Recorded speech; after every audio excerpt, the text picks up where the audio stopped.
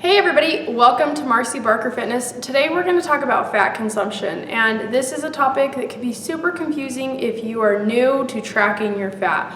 We're going to talk about saturated fat, trans fat, monounsaturated fat, and polyunsaturated fat, and also how your macros fit in with fat intake and things like that. So these are very good questions, very common questions, and a lot of people don't know the answers to these questions, and so I'm hoping that this video will be beneficial to you, because once you understand fat intake, you can really start to feel good from the inside out. And when I started watching my fat intake consistently and incorporating the right kind of fat into my diet, I feel like this is what threw me over to getting the six-pack that I've always wanted. After I was done having kids, I really focused on getting a six-pack, and it's something that finally happened, but I feel only because I got my fat intake down. So I'm going to help you with that today by answering some of these questions.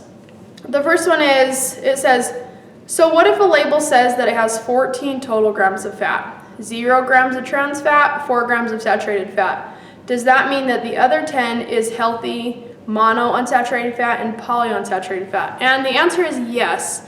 One reason why food labels only have trans fat and saturated fat listed on them is because they have to.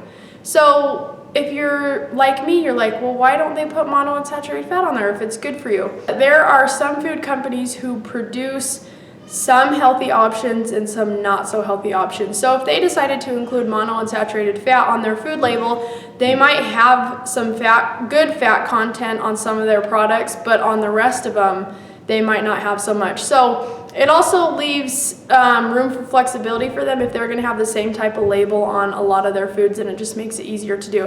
And people are not really used to looking for monounsaturated fat because they don't know why it's good.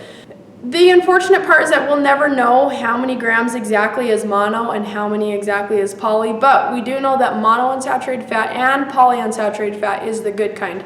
So it's not really a big deal. You don't need to really get consumed with what is what. You just need to know that mono and poly is what you want, and saturated and trans fat is what you need to limit. Good question.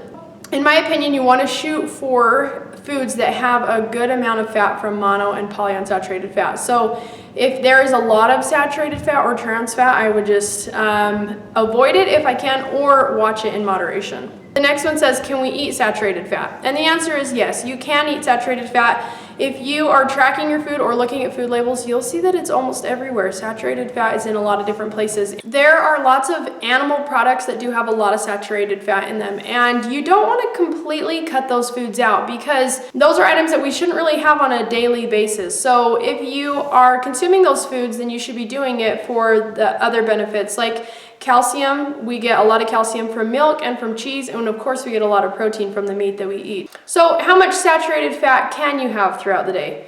Well, we want to keep it to 7 to 10% or less of our daily grams of fat. So an easy way to calculate it is if your RDI, or your macro ratio for fat, is 60 grams, then you're going to keep your saturated fat to 6 grams or less. I wouldn't get too consumed with tracking all of your fat intake. If you are incorporating healthy fats into your diet, then you will see that you will slowly be taking the saturated fat out. Just do your best to look for monounsaturated fat and eat that instead. And again, it's going to be really hard to avoid saturated fat altogether, so we just want to limit it.